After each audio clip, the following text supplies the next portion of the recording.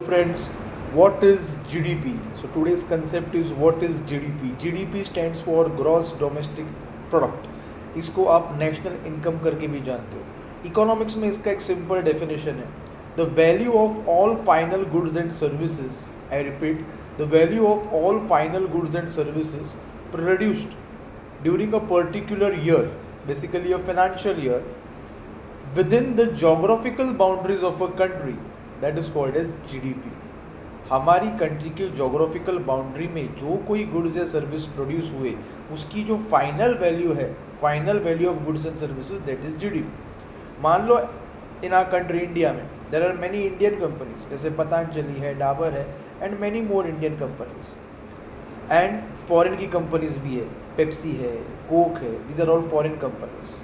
So when we calculate GDP, India का GDP, तो within the geographical boundaries जो भी प्रोड्यूस हुआ है वो उस कैलकुलेशन में ऐड होगा.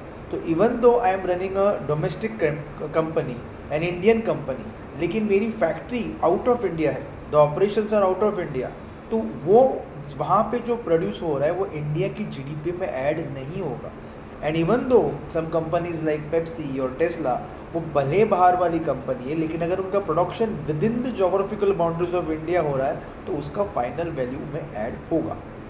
Another thing which I am repeating, कब से मैं एक चीज़ बोल रहा हूँ, final value of goods and service. इसका मतलब we should not consider the value of intermediate goods.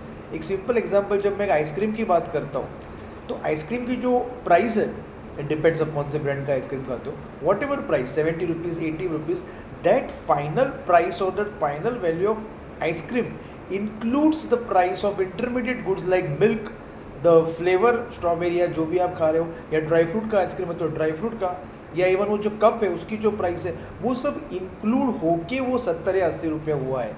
So we should not add those intermediate prices again, नहीं तो वो डबल काउंटिंग होगा.